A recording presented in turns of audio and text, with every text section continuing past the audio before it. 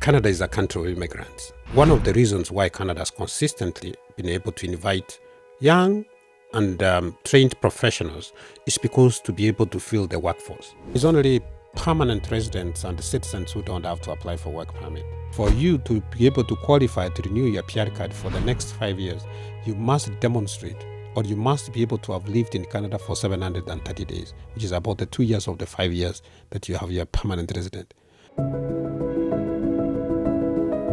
Imagine leaving everything behind. Your family, your friends, your home, to start fresh in a new country. That's the reality of many Canadian immigrants. But how does one begin this journey? Today on the Couch Connect, we're joined by Joshua Makori, a Toronto-based solicitor and barrister specializing in immigration law.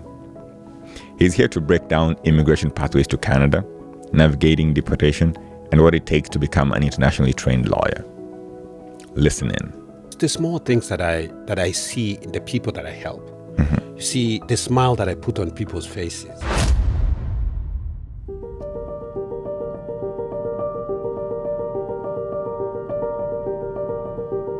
Joshua, why are you so passionate about what you do? Because you see, it's the small things that I see in the people that I help. You see the smile that I put on people's faces. You know, the things that look very big to most of my clients, that I try to resolve those issues for them. And I see the satisfaction and the smile and the tears. You know, that's what makes me wake up every morning to fight for these people, because I see how much they appreciate my legal services. I like what you said there. Their tears and their smiles. Yes. You're going to tell me stories of tears and smiles that you put on people's faces today. That's correct. Joshua is a Toronto-based solicitor and barrister specializing in the field of immigration. Let me ask you this thing, solicitor, barrister, what is that thing? Yeah. So what does that mean? That is drawn from the UK. If you are a barrister, mostly they're the ones who go to court to argue cases. Solicitors are the ones actually mostly that prepare documents for filing in court. I see. But we are trained in both areas. We are trained as barristers and solicitors. So we don't have those who are solicitors who go to court, and we don't have the solicitors, those solicitors and prepare legal documents to file. I see. So we do both.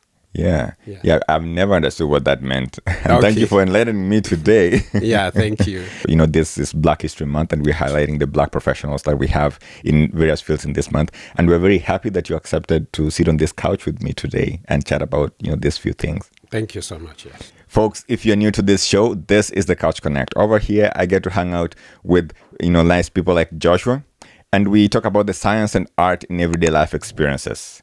So do subscribe to this channel, like this pod, and tell your friends to tell their friends, so they can continue bringing better guests like Joshua here.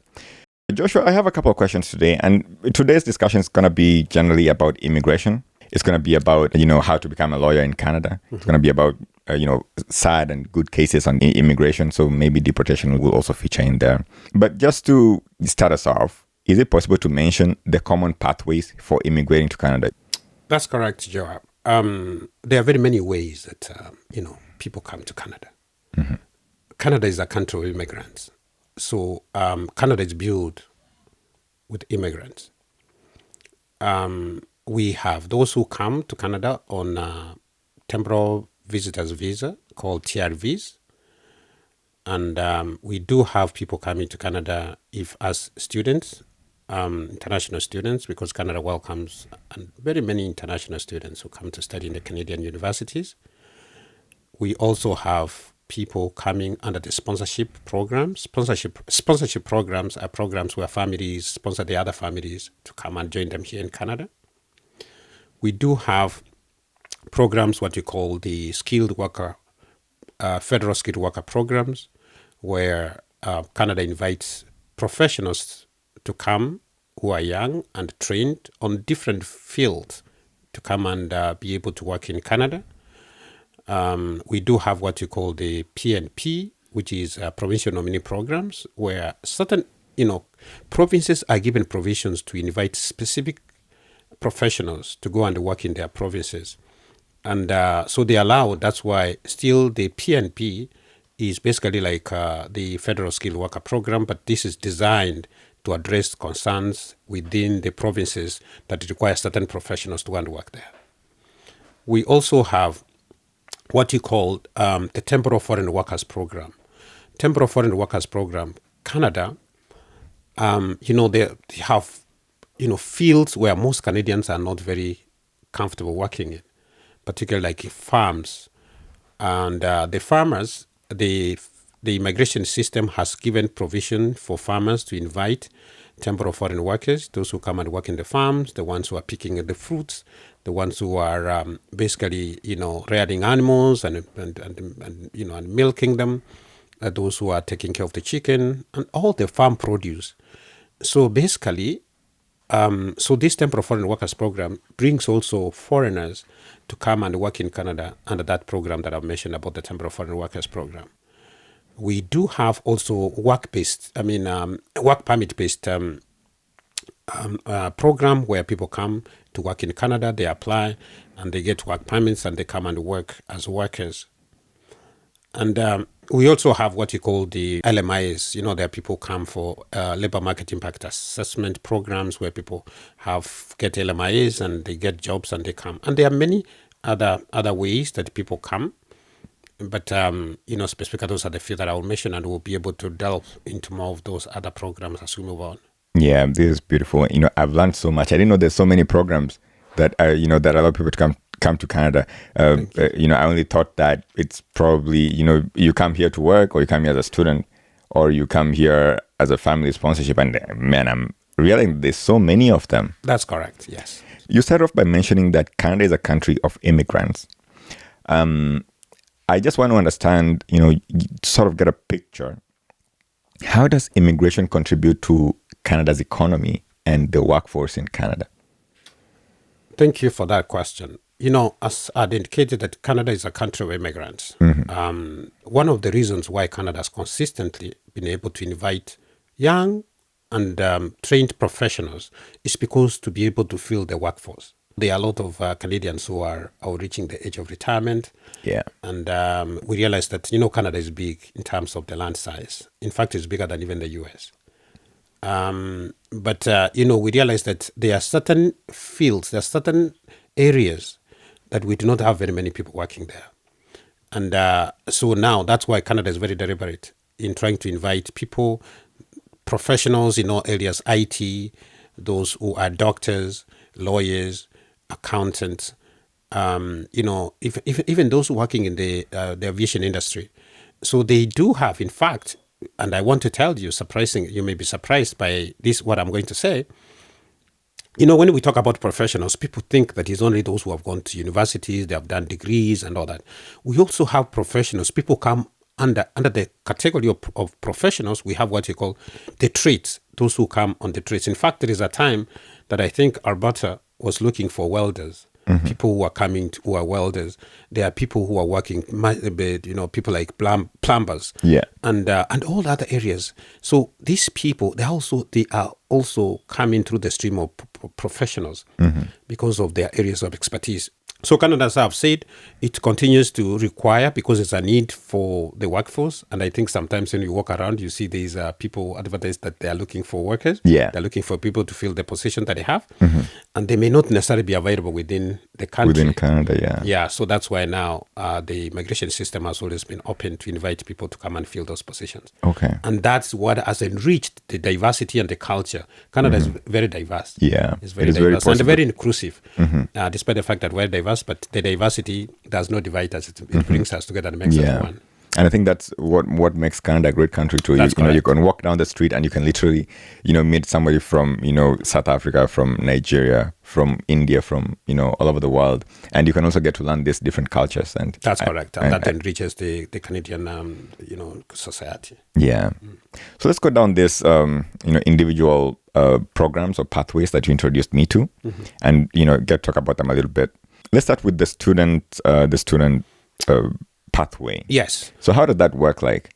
And this is one of the, it breaks my heart when I see that there are a lot of, international students that come here and you realize that they are almost losing their status, mm-hmm. Because maybe sometimes they do not get proper advice. Okay. Canada, just like many other countries, has invite international students who come and study in our universities. Yeah. And so when these students study, when they apply to come to Canada, they are coming as international students. But still within the immigration system, there's a pathway for them to become permanent residents. Okay. Now, this is how it works. When they complete a program, they are allowed to apply for an open work permit. And I tell people that if you come, do not do a 1-year program.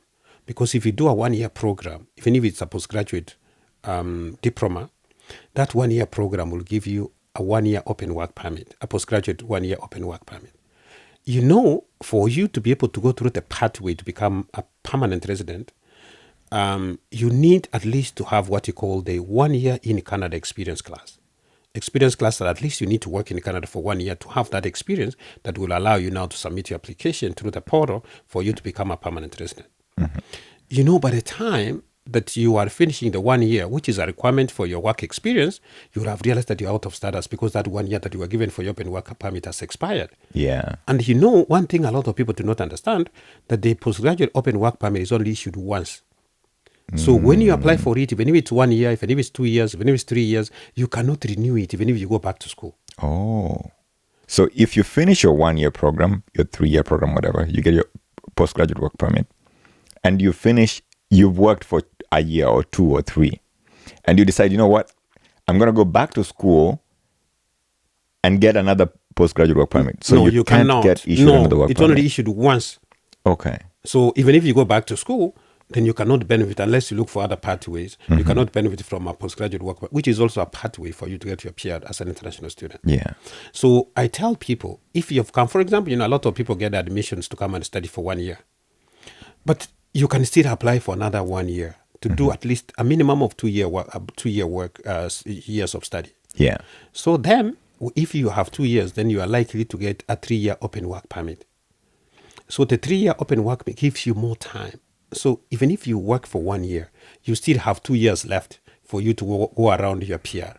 So even by the time your PR is approved, you have not run out of status. You keep mentioning running out of status. What is running out of status? You see now, if you essentially, because your work permit, the postgraduate open work permit is what gives you status. Okay. So if it expires, then you are likely to be out of status from the time that it has expired.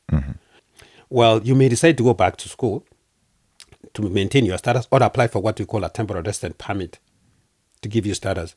But that does not help you to become a permanent resident because the pathway that you are supposed to follow has run into problems. Yeah. You see? So when you have the 3-year open work permit, so then I say that it gives you time to be able to have the 1 year work experience, do your IELTS, and then, which is your English proficiency, and then be able to submit your application. And then within the 2 years now, you're able to wait. And, mostly people's applications for permanent residence are approved at that time. Okay. But 1 year, it does not give you that latitude, doesn't give you that space for you to be able to run around and finish. Yeah. Others, you may be required then to go back home. If you try to apply for the renewal of your work permit, it will be denied, and you are likely to be asked to leave the country. Okay. Or you are reported to the CPSA, which is Canada Border Services, to remove you from here. Okay. So Canada Border Service Agency is the one which deports people. Yeah, it has the mandate to remove people from here when they have no status. Okay. So we're going to talk about deportation in a while. For the student visa one, you first find a school, you apply to the school, and then the school allows you to... Okay. If you want me to go into that, I can say that. Yeah, International students, they apply to a learning institution. Okay. And I say, people look, because a lot of people, they apply to private colleges or universities. Private colleges or universities, if you study in those private institutions, you do not qualify to apply for an open work permit. For you to apply for an open work permit, you must study in designated learning institutions that are recognized by the government. Those are the ones that you can qualify to get an open. So a lot of people come and they go to those private institutions because they do not know that those ones, when they finish their studies, cannot qualify to get an open work permit. Yeah. So now they realize 2 years later, after they have wasted immense resources, that they cannot afford to obtain an open work permit. They are in confusion. They are panicking. They don't know what to do. You don't want to find yourself in that. And knowledge is power. But unfortunately, a lot of people don't seem to have that knowledge when they start these processes. Sometimes they are using agents, or they are using people who have no much knowledge about what the process is here when they come here. Yeah. So after applying to the school then and getting admission. So you get the admission. After you get the admission, which is just a letter of invitation to come and study in the institution where you have applied to, whether it's for your degree or your diploma, then now the next stage is to submit an application for your study permit through the portal, through the IRCC portal, which is Immigration, Refugee and Citizenship Canada portal, where you submit an application requesting the government of Canada to give you a study permit because you have now got an admission. But when you do submit an application, there are also other requirements that you need to meet. One, you need to be able to show that you have the resources, you have the finances that can help you to come and study. Because when you're coming as an international student, generally, you're not allowed to work many hours that are able to sustain you. So, so you have to show that you have income to be able to support you. You must also be able to demonstrate that you paid some money towards your program, towards your first semester. So you have to have proof of receipt of payment. You must also be able to have a bank statement showing that if the bank statement is not from you, it is always advisable that you have the person who's giving the bank statement to swear an affidavit, which will show that he is aware that you are using his resources or our resources, and that is promising that he will be able to ensure that you study and complete your program. So we talked here about work. I mean, you've told there's these requirements and you need to show that you can afford. But if you're allowed to work, can't you make enough money to pay for your program? Joab, students are not coming to work in Canada. If you want to come and work in Canada, then you apply to become as a worker. Okay. These are international students who are coming to study. Canada is being very generous by allowing them. Initially, it was actually 20 hours a week for students to work so that they don't lose the focus. They don't lose the reason why they came here. The focus is going to come and study, finish their program, even when they are given the study permits. An immigration officer must ensure that these people would complete their programs and go back after they finish their study. Though there is this pathway that I've told you. So now, if they come here, they must be able to show, if you are applying to go and study as an international student, you must convince the immigration officer that you have the resources, you have the finance that will support you during the period of your study, that you're not going to have problems, that you're not going to be a liability of the Canadian government when you come to study. But generally, so if they're allowed to work 20 hours, the amount of money that they get, would that even be enough to go to school if that is someone's plans, for instance? No, then if that's the plan, then you are using the wrong mechanism to be able to come to Canada. And you may not even be able to afford school. Yes, and that's the reason why a lot of students drop out of school, because they are rich here. They realize that they cannot be able to go to school, or maybe the school cannot allow them to continue their studies because they still owe money. And then they find that they have run out of status, because then they have to come out of school. So if you don't go to school, you run out of status? Can't you say, like, you know what, I'm going to chill for 3 months without going to school? You don't run specifically out of status because you do not go to school, because when you are given a study permit, maybe it may be 1 year, it may be 2 years. You see? So if you don't go to school, then you are likely to continue to stay outside for the entire period that you are supposed to be in school. So then, even when you cannot even apply for an open work permit, a postgraduate open work permit, because for the immigration to give you an open work permit, you must demonstrate. You must show that you completed your program, you successfully completed, and you graduated.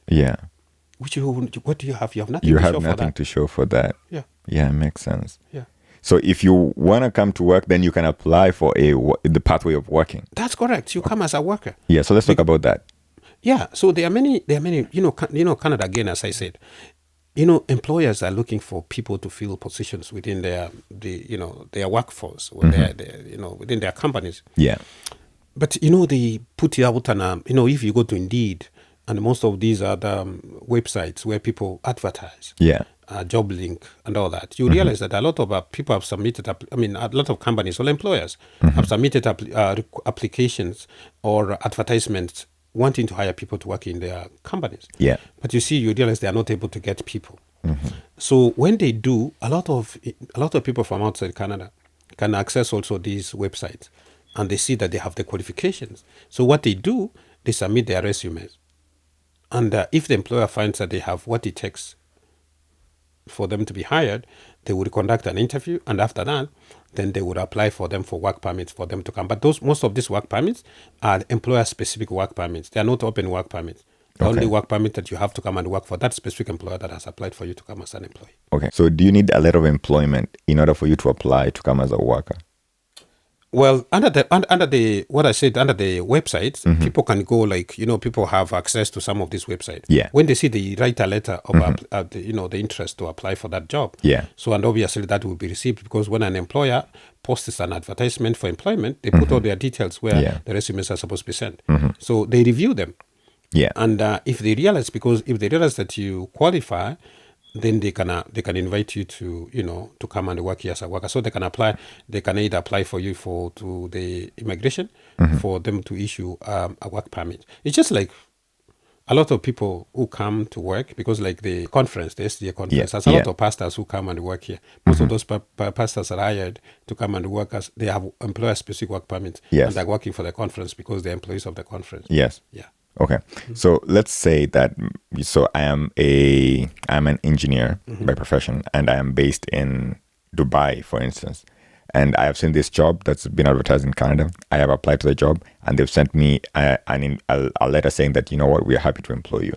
So what do I do So the then? employer can apply for what you call an LMIA, Okay. Labor Market Impact Assessment. Yes. Because essentially Canada is very protective in terms of employment, because they want jobs to be for Canadian first. Yes. So, but if for any reason there will not be any suitable candidate that the employer can find within Canada, then the employer can apply to have that employee come from outside. Okay. So now when they do that, they apply for what a labor market impact assessment, where they have to indicate that you are coming on an LMI Yeah.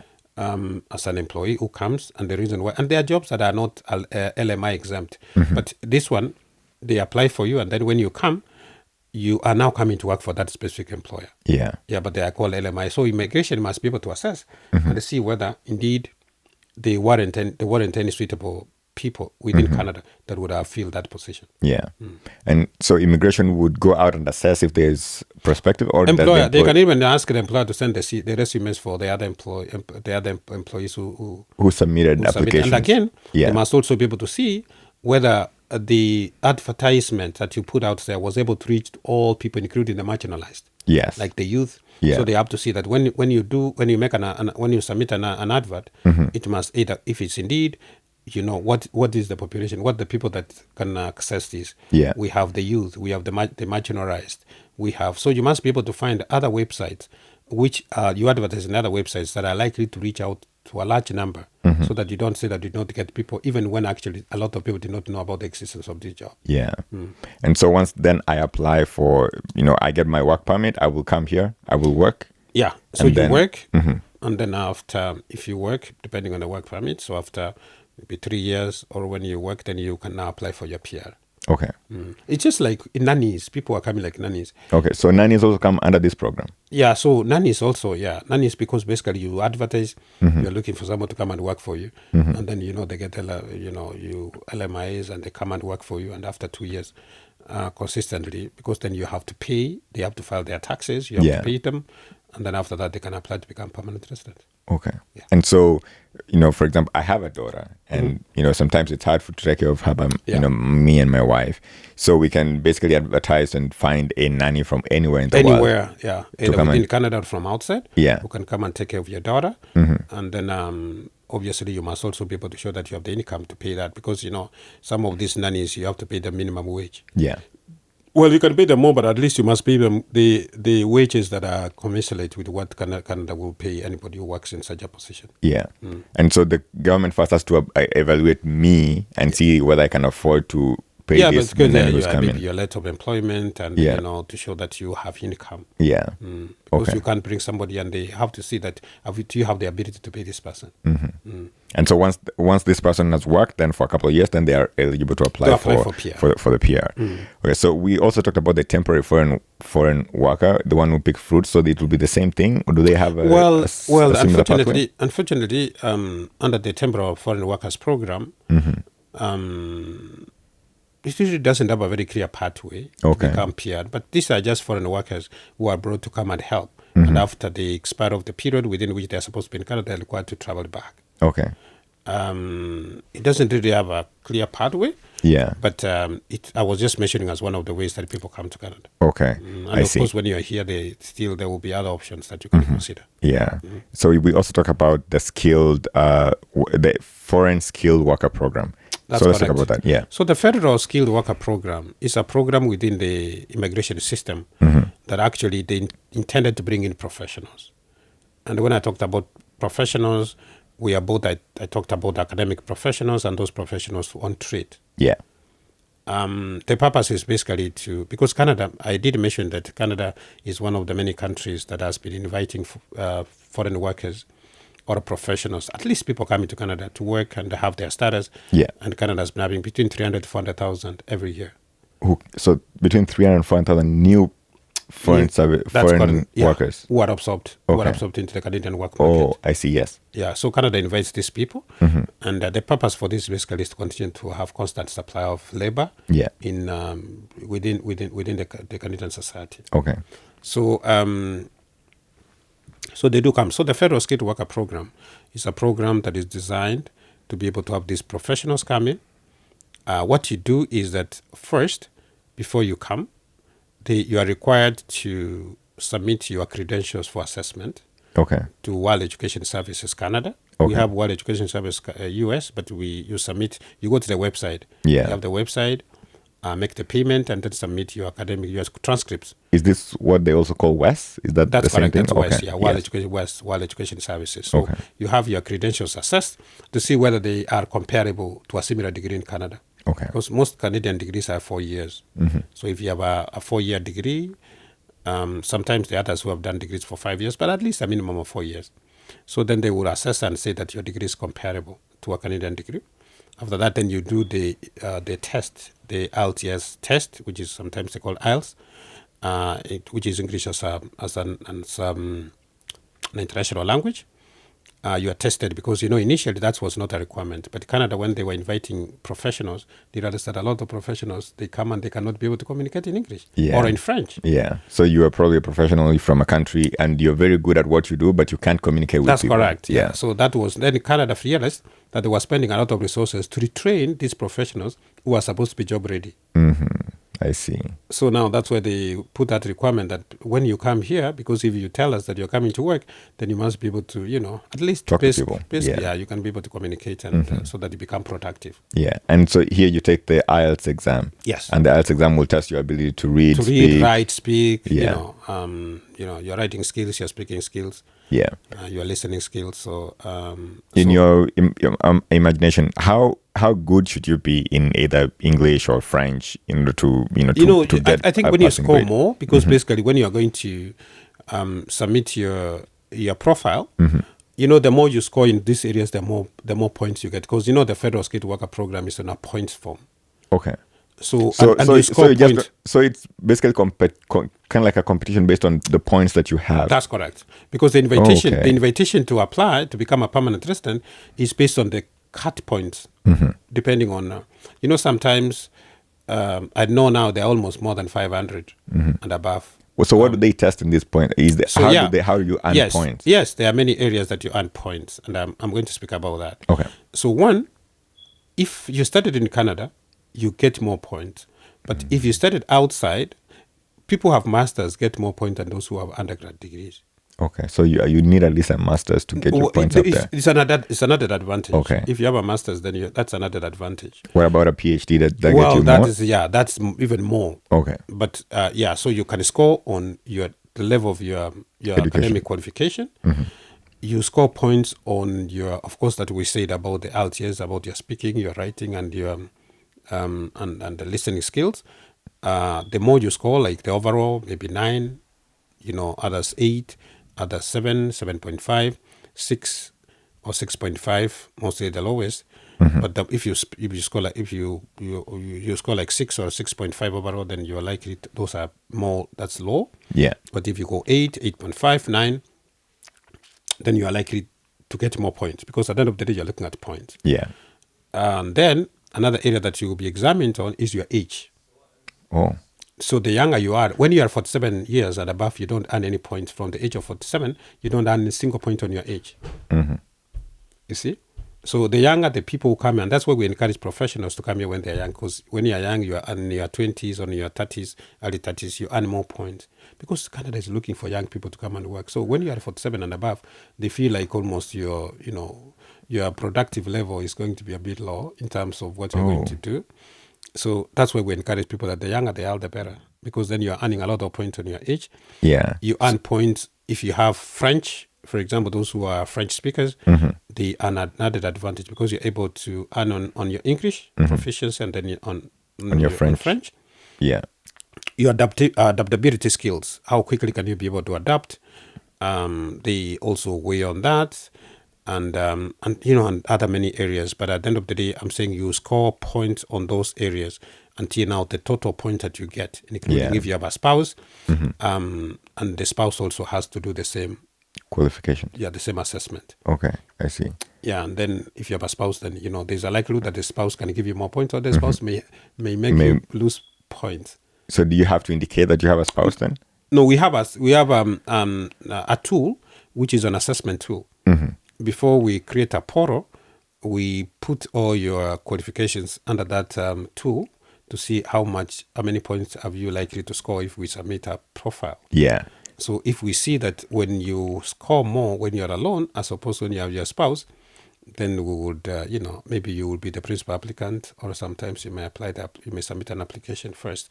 Yeah. See you, and then you can sponsor your spouse when you're here already. So another thing I want to tell you is that the Federal Skilled Worker Program has a lifespan of 1 year. When you submit the application through the portal, if you're not, because the draws are done almost every other month. So if for any reason your points are low and you're not invited within 1 year, your application expires. Oh. So then again, if you want to continue to have an interest to come to Canada, then you have to submit another application after 1 year, if you are not been invited within 1 year. Do you have to pay any money? No. When you submit an application, that's just an express of interest. Okay. You will now pay money when you've been invited to apply. It's Okay. when they require now to submit all the documents that you've indicated. So about education, you say that if I have a PhD, a master's, whatever, those are more points. So the minimum qualification for education is a degree, so diploma or even diploma, still you can apply. Okay. But still you are likely to get less points. So, I see. It's, at the end of the day, it's about the points. Okay. And is there a minimum age? However, something that's very important, Joab, is regardless of how many points you have, even those who have very less points, if you get an invitation, a job offer, then the points don't matter anymore. Oh. So you can easily be invited to come and become a permanent resident if you get a job offer, regardless of the number of points you score. There's this thing that I hear called express entry. Is that the same thing as the Federal Skilled Worker Program? That's correct. And the express entry, that's still the same. Like even for international students who come to study, they also submit the application at the express entry program. After they meet the requirement, they'll submit the application they also submit the application through the portal. Oh, okay. So you go to school, get your Canadian experience, and then apply for through the express entry. Yeah, express entry. That's what that's what you call the express entry. Okay. Yeah, which requires also for you to work for 1 year to gain the in-Canada experience class. Okay. What about PNP? What is that? It actually PNP is just the same thing like the Federal Skilled Worker, but this is at the provincial level. Because Canada it has about 12 provinces and territories. So, and as I said, provinces are allowed to. There are a lot of other provinces. Essentially, like if you see, most people have concentrated in Ontario. Yes. And a lot of other people have no incentives to move to other provinces. And, the other provinces also want to, get workforce and pay taxes and improve their regions. So now, what do they do? So under the PNP program, which is the Provincial Nominee program, so these are specifically, programs that are designed for specific provinces. Yeah. Because it depends, like, let's say, for example, it's Manitoba. They need people to work there. So what they do is they encourage people to move to those regions. And what they do is that they design programs that are intended to have those workforce within those regions. And they have incentives. Though, just like the Federal Skilled Worker Program, even if the Provincial Nominee Program, when you have, one thing I did not mention about the points is if you have a family member in Canada, you get 15 points. Okay. Yeah, and, you're not punished by having a family member here. Actually, you're rewarded by having a family member. And who qualifies as a family member? Okay, that's correct. Cousins are not family members. So what family members is like brothers and sisters. I grew up with my cousins, man. Those don't count? I know they don't. No. So you only need either brothers, sisters, your parents, your uncles, your grandparents. So uncles, aunties, those count? Yes. Grandparents? Count. Father, mother? Count. And brothers, sisters? So anything else apart from those doesn't count? No. Oh, okay. What about great-grandparents? Well, they may not necessarily be there, but if they were there, then there will be a consideration because there's a likelihood with their... Yeah, so the grandparents... And what about grandchildren?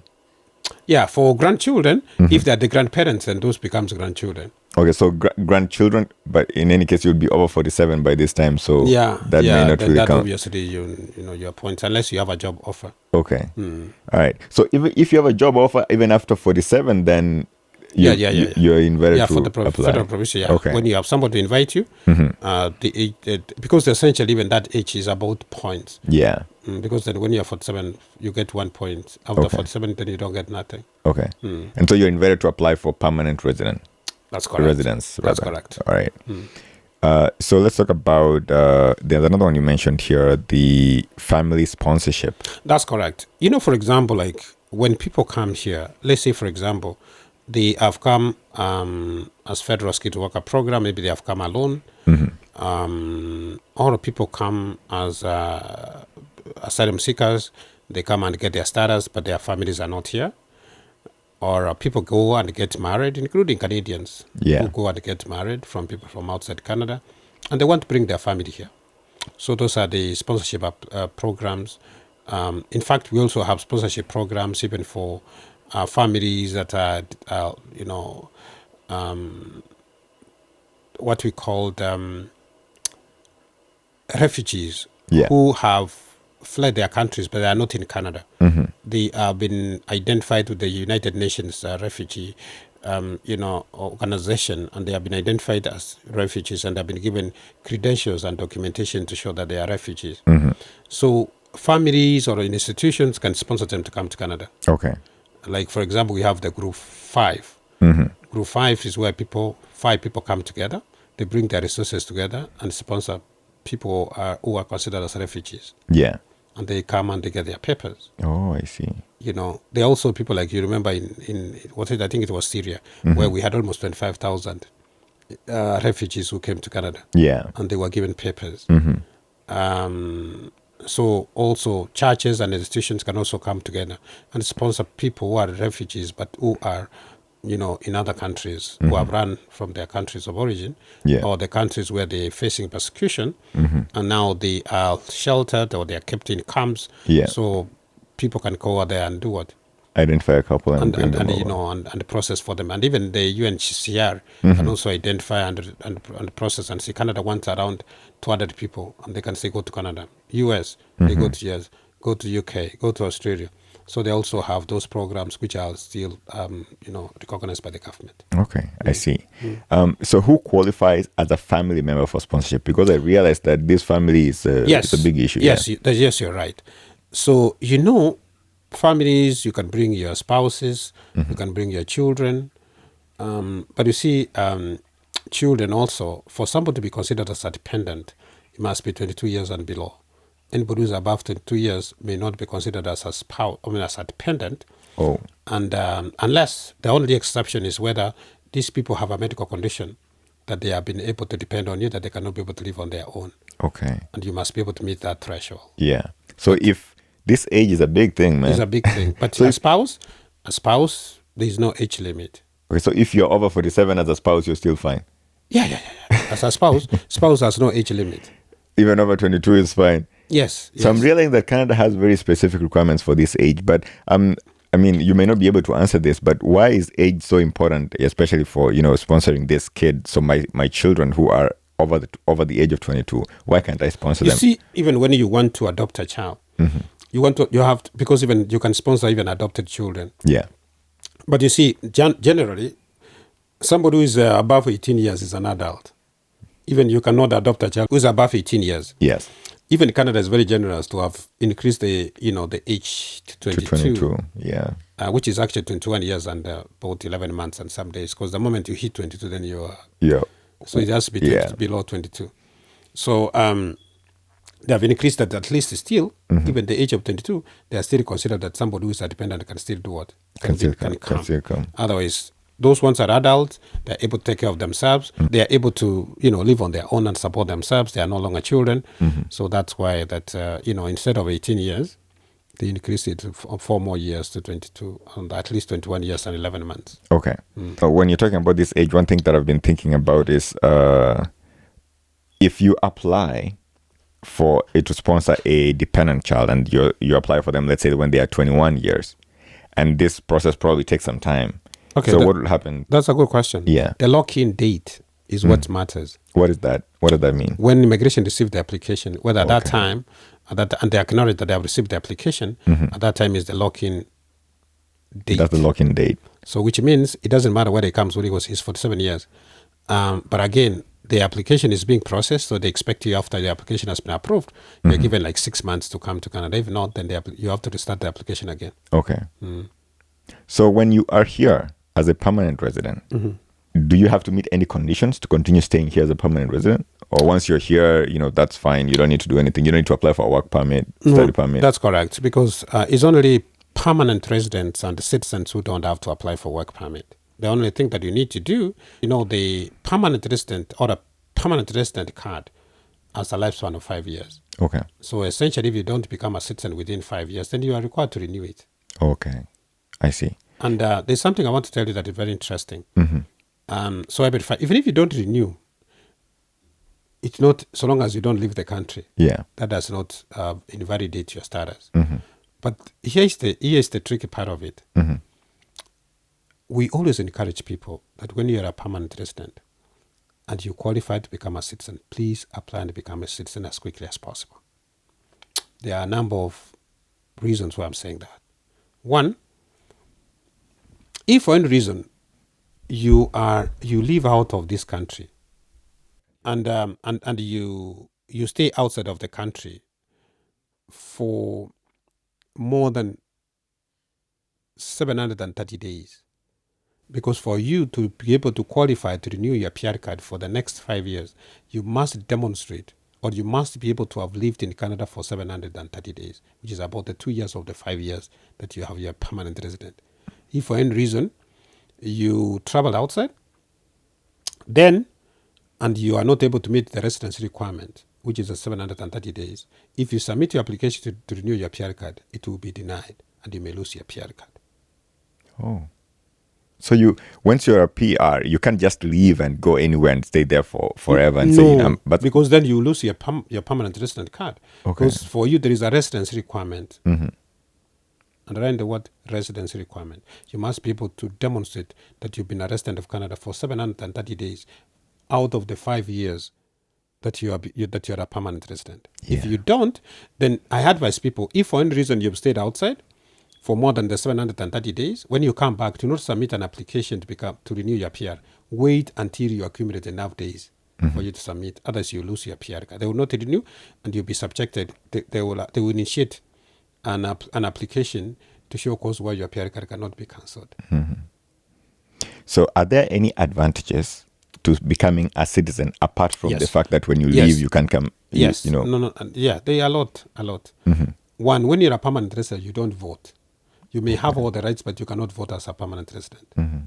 Another issue that I want to say is, unless the only exception where you can go outside and you're able to renew your PR card, even if you stay out more than 730 days, is where either you are working for a Canadian company, like now if you are hired as an expatriate, or you're hired to work for the Canadian High Commission, or the Canadian Foreign Offices, or your spouse. If your spouse is working for a Canadian company, then the reason why you are out there is because of employment. Yeah. So you may not lose your PR card despite the fact that you've been out there more than 730 days. Another thing that I wanted to say is that if for any reason, God forbid, you commit a crime, and the crime is considered to be a serious crime, which will automatically make you inadmissible, then immigration is likely to commence proceeding to remove you from Canada. That's one of the grounds for deportation.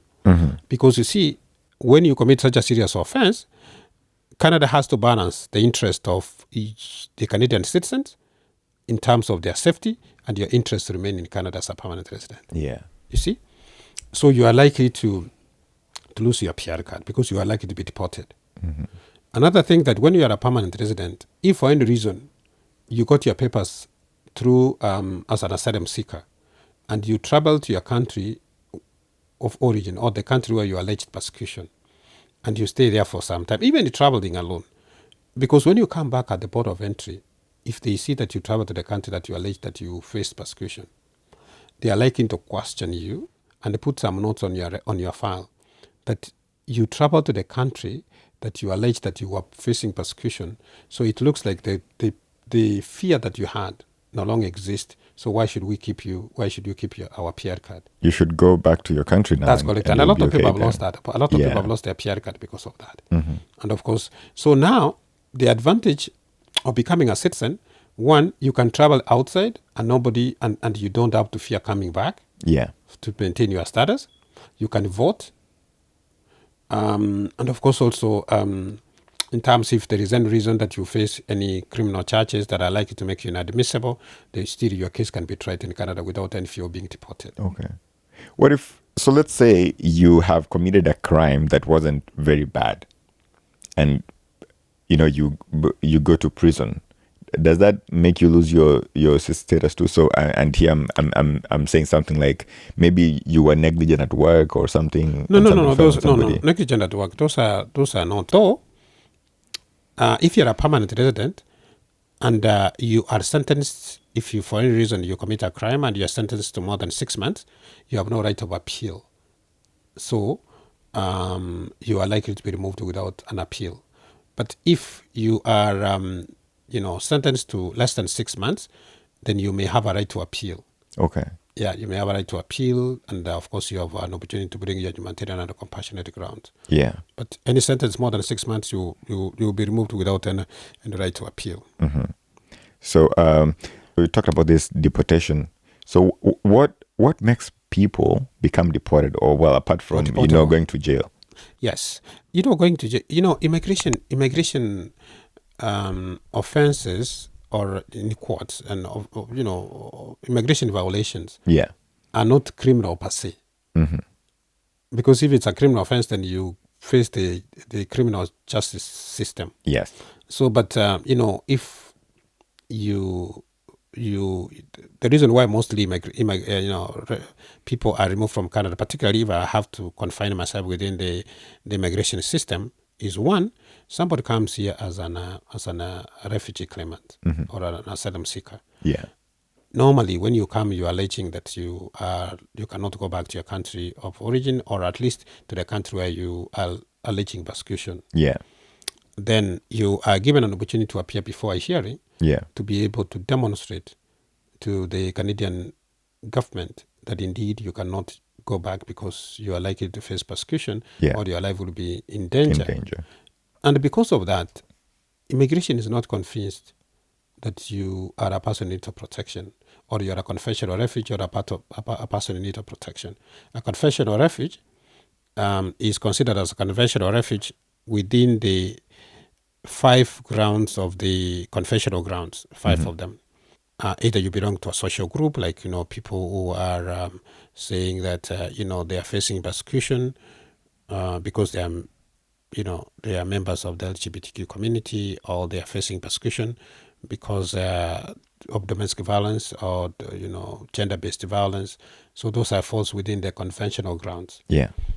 But if it's politics, then that falls under what you call the conventional grounds. Then you are considered as a conventional refugee, but which is under Section 96 of the Immigration and Refugee Protection Act. Okay. If, for example, it's issues of politics, it does not fall in any of one of the 5 conventional grounds. So it falls under Section 97, subsection 1, a person in need of protection. Oh, I see. So there's a ground. Yes. Yeah. You're only a person in need of protection, but you don't fall under the 5 conventional grounds. So the conventional ones are the ones from the social perspective. The social perspective. And then the other ones are, you just need protection. Like it's land, you are running away because of land. That may not fall under conventional grounds, but migration must consider and find that you're a person in need of protection. If you go, you are given an opportunity to appear before the IRB, which is Immigration and Refugee Board, to present your case. If for any reason your case is not successful, you have a right to appeal to Refugee Appeal Division, which is called RAD. If your case is not successful, then now gradually you are moving towards being removed from Canada. Then you do what you call a judicial review. You can submit what you call it, but the judicial review does not prevent you from being removed. The Canada Border Service Agencies is actually mandated to remove people from Canada.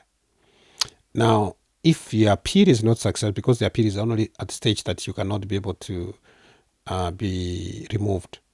So immediately after your appeal is not successful, you'll find a letter of invitation from the Canada Border Service Agencies to go for the interview. And when they invite you, they'll ask you that you have now to leave. And they give you 2 options. One, either they buy you a ticket or you buy the ticket for yourself. And so at that time, either you agree to buy or they buy for you, and then you agree on the date that you're supposed to leave. We also have people come to Canada and they lose their status, like even international students continue to stay here. And if for any reason they are, they are discovered, they are found, or they commit a crime and they're arrested, or for any reason, for just even a traffic offense, they are stopped and the police officers run their plates and they find that, or they found them in the car, and the police want to interview them and ask who they are and identify themselves, and they realize that these people, some of them are here without status, then the police may call immigration. Okay. And immigration can come and pick them. And so, is there a difference between immigration and CBSA, the one who sent the... Yes. Yeah. CBSA is Canada Borders. They're the ones who guard the borders. They're the ones when you come in, they're the one you find at the airport. Yeah. And that's a totally different department. Okay. Under the Minister of Safety and Preparedness. And then immigration under the Minister of Immigration is different. So these ones, they're funded to be able to ensure that, they remove people from Canada, those that who have no status. Yeah. Yeah, but immigration itself, it deals generally with issues of immigration. Okay. Yeah. So you were telling me, so when these steps for removal, so when they send you that letter, so even the ones who go out of status, the workers who go out of status, the students who go out of status, they are all normally sent a letter to come and appear before. No, if they are discovered. Because you see, the only difference between others who come as students and even other visitors is that they are not on the radar of CBSA, of Canada Border Services. Yeah. But when you file a refugee claim, you automatically become on the radar. Or they know that because they are notified. Yeah. So even when your case is not successful, they are notified. Okay. So then mostly those are the people. But others also have said that if, for example, a police officer arrests you and finds that you have no status, they would hand you over to the CBSA, the Canada Border Services. Yeah. And from there, then they would assess and see what is the reason why you have not left, why you're here, when did you lose your status, and then they can remove you from Canada. So even visitors, the same thing would happen to them? That's correct. How long are you supposed to stay as a visitor? It's normally 6 months. Okay. You are given 6 months, but if you intend to stay more than 6 months, then you are supposed to apply to extend your stay. So you can normally extend your stay here for more than 6 months? That's correct. The others were given another 6 months. Okay. Others even another 6 months. But you have to write when you submit your application, you have to indicate why you still want to be given an extension. Is there any advantage to saying the CBSA can buy my ticket versus I can buy my ticket back home? Well, you see what happens if you don't, because they are responsible to remove you from here. Yeah. Initially, there wasn't any provision for CPSA or the government to buy your ticket. It's not really CPSA, but the Minister for Immigration. The minister is the one who's buying your ticket. So actually, that's the government money. So for any reason, if they pay a ticket and you may want to come back, maybe, there's a sponsorship application that has been submitted and you have a spouse here who would still want to bring you back. One of the requirements for you to come back is that first you must pay this money that was used to obtain your ticket, because that's what the government money. Yeah. So that's why most people, maybe who have spouses here or who have an intention of coming back, they will want to struggle to obtain their own tickets, because at the end of the day, then there will be a requirement for you to pay for that. You pay back that money. Yeah. So let's say I don't want to go. Is there a way to stop me from being deported if I don't want to go? Well, If you don't want to go, you'll be arrested. Because if you don't want to go, the CPSA will issue what you call Canada-wide warrant of arrest. So wherever you will be, because wherever you will be found, you'll be arrested. Yeah. And if you're arrested, they will take you to the immigration holding center. Yeah. And at that time, they will not release you until when they have prepared everything, your deportation document. They will escort you to the airport and they will deport you. In fact, sometimes they will even have people, the CPSA, escort you all the way to and hand you out to the immigration of your country. Oh. Yes. So normally they just leave you on the plane and you go by yourself. That's correct. And so let's say if you are... But of course, when you are going, they also give you conditions that there are countries that you cannot pass through. If you're going to Africa, they will recommend mostly flights that not to go through most of the European countries. Oh. Because in Europe you may also breach the claim. So they want to make sure that if you are going, then you are passing through countries that you may not, your chances of claiming are very minimal. Okay. And so if you're going to Nigeria, I guess there's planes straight from here to Nigeria. Yeah, if there is a direct flight, then they will be comfortable to put you that. But if you have to connect, then they will want you to connect from a place that you're not likely to claim. I see. And is there a way to stop this from happening? That's correct. Yeah, of course. We have had people here. You remember there's another time I was in the TV. I was everywhere when I was fighting for one of the clients that I had. Actually, we're still here. I've actually fought for another client who is already here. Yeah. I don't have to mention their names, though their news has been all over. Yeah. So people may know. But yeah, I have been able to fight. Sometimes how we can stop the deportation is one, when a person has been given what you call a direction to report. Yeah. Direction to report is when they have bought your ticket or you bought a ticket for yourself, and then now you've been given a day to leave. You're issued with what you call a direction to report. So at that time is when now as lawyers, we can first submit what you call a deferral request. A deferral request is where we are requesting immigration, the CPSA, or immigration to stop your removal. We can say either one, there's a sponsorship application that is of advanced stage, that your removal from here may jeopardize the process. We may say that you have a medical condition that you cannot be able to travel, and we provide medical records. Or we can say that there is a humanitarian and compassionate application that has been submitted that is of advanced stage. And depending, we may still be able to cite many reasons requesting for a deferral request. Normally, a deferral request, they must be able to act on it. Review, immigration has to review and submit a report or a response, whether or not they are agreeing to what we are requesting for the deferral request. And in most cases, like I did one the other day, and the deferral request was granted because this guy was on the verge of being deported. Yeah. And in fact, immigration, within a very short time, was able to conclude the sponsorship application. Yeah. And the gentleman actually, about 3-4 days, he became a permanent resident. I see. But then, Yeah. other than a deferral request, there is also another provision where we can bring a motion for stay of removal. And then that motion, it has to be before the federal court, where we have the judge has to look into this and then make an order. Sometimes they can make an order to stay the removal. So yeah, those are some of the provisions that are there to fight to see that somebody continue to stay. Another option is that sometimes that's more political. If people come together and demonstrate and go to the member of parliament within the writing where this person has been residing, and they request the member of parliament to intervene. Yeah. And they either reach out to the minister and request that this case be a special consideration. Yeah. We have also had cases where those deportations have been stopped when the minister intervenes. So anybody can just call the minister and the minister will intervene? Not really anybody. You go through the member of parliament. Okay. And the member, sometimes the minister receives a lot of Phone requests calls. and applications. And sometimes the staff may not necessarily be able to see this as an urgent matter. Yeah. So when people demonstrate and they're all over in the news, that's it attracts the attention of whoever is the decision maker. Yeah. And they may want to know what's going on. And petitions have also been put in place to people signing petitions and petitioning the minister to consider this case on a special grounds. Yeah. And of course, that has also stopped deportation. But again, for you to be deported, your passport must be valid. Yeah. There are still instances where you may not be deported because if your passport has expired, they will have to process the passport first before you are removed. Or you totally don't have a passport because then where are they deporting you to? because then The airline can't no, you board have to be like now. People in Somalia, people that are here where countries are not functioning. Yeah. You may be deportable. You may not have status in Canada, Yeah. but still they cannot deport you to Somalia. Because there's no government. Yeah. Yeah, I see. and there's no your safety is not guaranteed because when they deport you, they must be able to ensure that where they're deporting to, you are likely to be safe. So there's something you said earlier. So sometimes the CBSA could take you all the way to your country of origin or whatever they're sending you to. Particularly where there is a problem that you don't want to go and they have to forcefully remove you from here.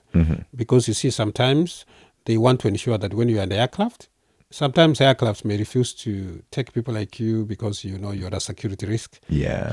You essentially are being returned and you may do anything in the aircraft that may endanger the lives of other passengers. Yes. So they have to, then for them to ensure, to promise the aircraft that everybody's safe, they may be able to accompany. Sometimes you're handcuffed. Oh. In the plane and you're handcuffed. Because if you are violent and you are likely to do anything, for them to subdue you, then they have to handcuff you. Oh. I mean, of course, those are extreme cases where sometimes people have reached that stage. But after you reach your country, then they let you go. I want to thank you for what you just said here, that you've been fighting for people who are on the verge of deportation, separate from their families, and life was going to be difficult for them, I guess, and you fought for them, and won their cases, and now they are here settled as permanent residents. That's correct. So there's something you mentioned earlier, and you've mentioned it a couple of times as well. So you say that the UN or the UNHCR does bring refugees to Canada, or somebody can come here and apply for protection from Canada as an asylum seeker. So what is that process like? People come fearing for their lives, running for protection. Canada has an elaborate immigration system that has a provision that takes care of such people. Yeah. If you file for refugee claim anywhere, you cannot file a refugee claim in Canada or anywhere. Oh. You file only a refugee claim once. Oh, I see. So if I go and file for protection in Kenya, for instance, you cannot file for refugee protection in Canada. I see. So if I came from the only thing that you can benefit is what you call PRA. PRA is pre-removal risk assessment. So, which is almost similar like, a refugee claim, but the PRA is where now, again, you must be able to show why you cannot live in your country and be safe, because already you've already filed a refugee claim, so you cannot go through a similar process again. Yeah. I will talk about two categories. So those who claim at the airport, the process starts at the airport. And if the CPSA reviews your file and they see that your claim is it meets the threshold, then they can refer your claim to immigration. If you don't claim at the airport, or you don't know that you are supposed to claim at the airport and you're allowed to come in, then you can file your claim from inside. So we have claim at the port of entry or inland.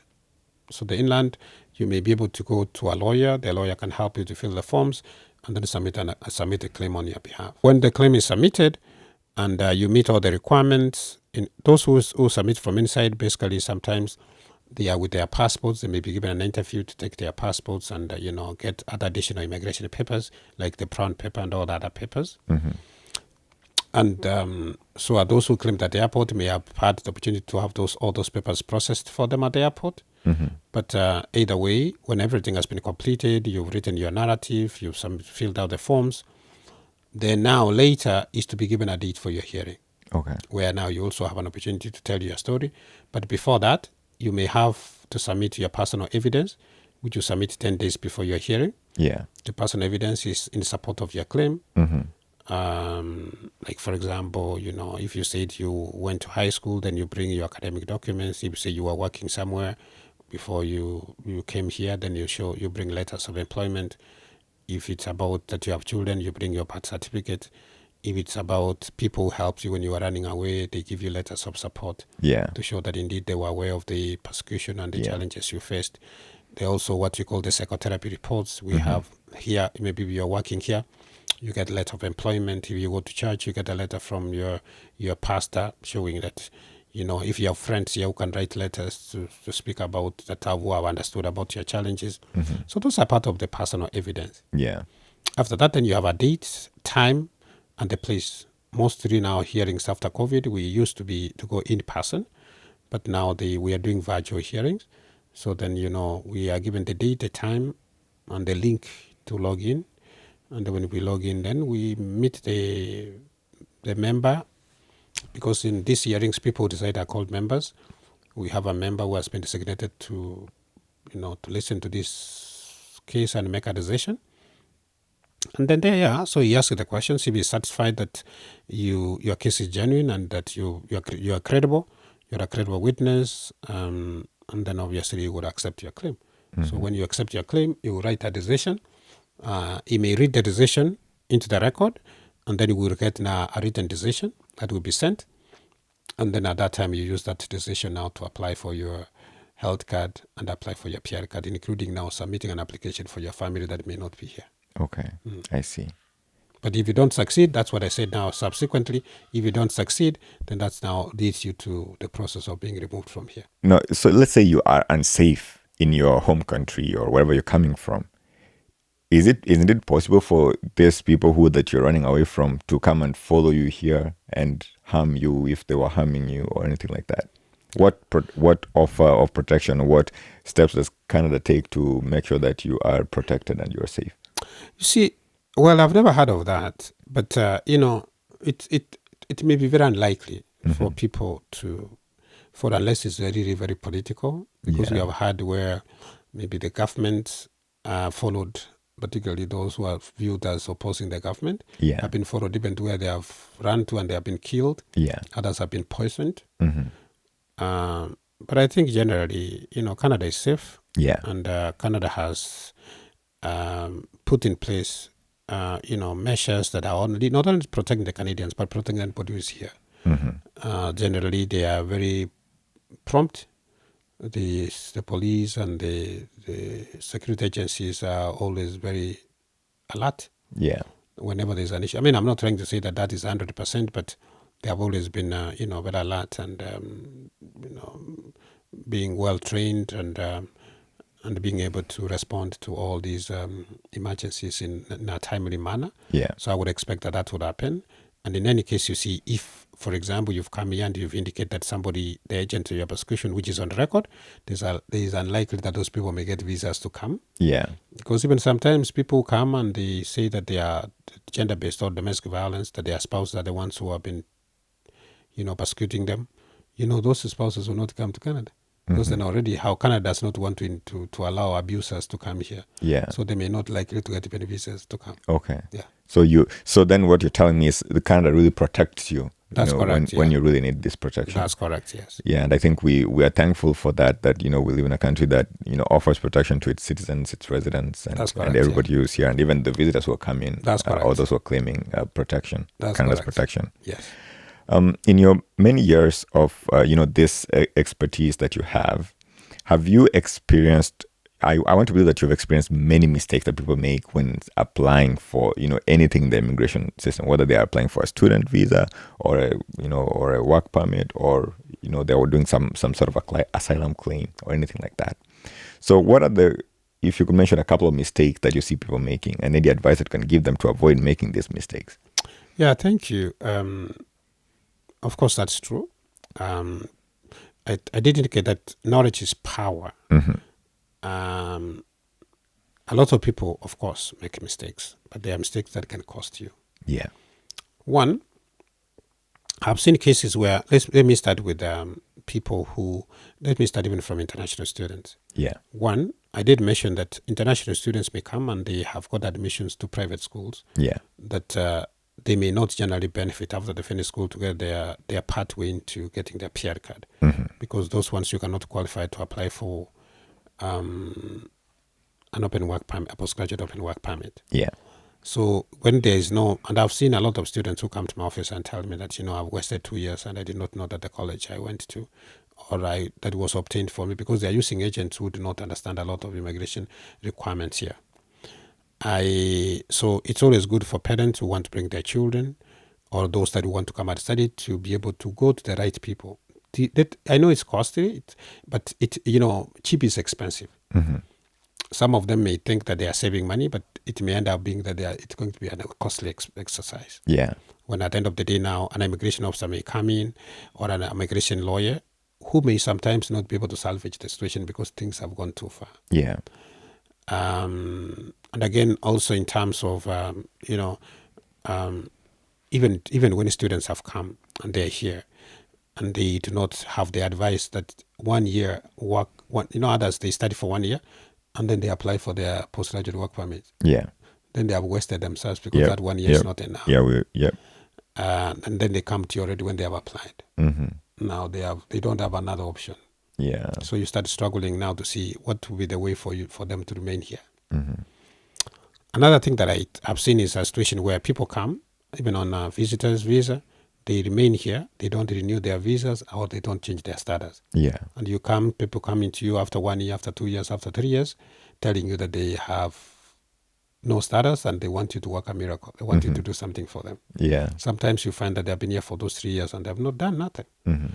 They would have come to you at an early stage, then you would have at least been able to think through and see how to help them. Yeah. Another thing I wanted to say is that people are running away. When people are running away for their lives, sometimes they don't get a chance to get a lot of good advice. Yeah. Now, when they arrive at the port of entry, they tend to speak about things that end up being a problem. Mm-hmm. And I've come across this because a lot of those utterances, some of them have made them inadmissible. Yeah. Some of them have involved the ministers intervening and saying that these people they are not required to remain here. Mm-hmm. And that becomes even a verge of them being deported. Yeah. I have seen cases where even when people come, like even on a work permit, and they try to change, they abandon their working for that employer, and they want to work for another employer, and the employer gets in touch with immigration, and they lose their status. Yeah. So, or sometimes they, even nannies, and they walk away from the employment.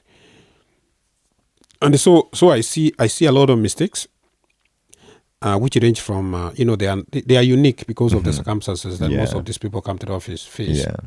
A lot of other people, they come here and they fight. In fact, I've seen a lot of young people. They come here, they involve themselves in relationships, and they end up, fighting, and the police are involved. They are arrested, they are charged, they have not even gone for their hearings. Most of them, they are the permanent residents. They start facing, criminal charges, which now makes them inadmissible and subsequently being deported. Yeah. So they are quite a lot. And people, I remember, even Joab, you can remember, I've always offered myself, and I've said, if there is anything that you have, I can help. Mm-hmm. But people sometimes don't listen. They go ahead and do their stuff, and now they're coming to you when they're in trouble, and and then you wonder. But I told these people that, you can still get guidance. Mm-hmm. We can help you, but you don't have to come to me when you have a problem. You can still come to me when you don't. When have you're a problem. okay, or when you're kind of okay. Yeah. So that we can think through that. We can come together. We can brainstorm on some of those issues and try to find a way forward. So sometimes I see people saying that they have been scammed. They've been involved in this immigration scam. How do you think people can protect themselves from immigration scams and maybe some fraudulent consultants, immigration consultants, and so on? Again, that's what I said, that cheap is expensive. And again, because, a lot of people have become very desperate. Because most countries, we have a lot of people now who have gone to school and they have no employment. We have people who, who need change. Or generally people who are facing challenges and they need help. But unfortunately, because they are anxious, some of them are not patient. And a lot of people, and people are too busy. People have no time to research and speak to other people. They take any message on the face value. So you realize that most of these agents now position themselves. Their interest is for money. Yeah, they don't care. Mm-hmm. Particularly, so you don't even get the right advice when you are coming, even to Canada. Because they even sometimes I've been surprised by some of the advice most of these agents are giving some of those people who have come to my office. Yeah. Others lie that I've already paid money for you there. Mm-hmm. I even paid an hotel where you're going to stay. When they arrive here, there's no hotel. Yeah. I've paid an agent who will pick you from the airport. When they come here, they don't find anybody. Yeah. And these people have been paid a lot of money by saying, this money I'm going to have somebody pick you. I've already paid for where you're going to stay. Yeah. When the people come here, there's nothing. Yeah. And again, those people have taken their money, they have switched off their phones. Yeah, and sometimes it's a school that you're coming to. That's correct. And maybe the application is even further into the school. Yeah, even the application, most of these people, they give you an application. And even actually, people arrive at the airport when the CPSA or the immigration officers at the airport, when they search for that school, they don't find when that school doesn't exist. And they have not even told you that school doesn't exist, but they have taken money from you. Yeah. So how can people protect themselves from this Again, situation? that's what I'm saying. We tell our people, but sometimes our people don't take this advice. Let them use professionals. Yeah. Let them take time to find the right people and the right information. Because you see, sometimes, again, I've told you it's because of the people are not patient and people have no time to ask questions. People have no time to research on anything. They just want to learn what you're telling them. But sometimes when they get in trouble, you see it's too late. Yeah. Because already now, even that person that you use, you don't even have contact or he has changed his phone number. Yeah. Is there maybe, so let's say you have this fraudulent consultant who has presented themselves to be a very good person. Is there a repository or a general website where people can go to not necessarily verify the agents, but verify the information that the agent is giving them? You see, a lot of people, when things go wrong is when they are more concerned. That's when now they're looking for people to give them advice. Yes. It's when now they're looking for this professional that was supposed to look for from the beginning. Now you wonder, why are you now looking for something? Like I know of cases where, somebody got into trouble. I don't want to go into details about that. And they're looking for me and I'm like, oh my God, this was an issue that could have been prevented from the beginning. So sometimes even if, most of these agents, it's not like Canada is more structured. Yeah. Like you're a lawyer, you have a website, people can write about, what I've done. Yeah. But most of those agents, they operate from the streets. Yeah. They don't even have an office. Yeah. Or if they do, they can easily close it and move away.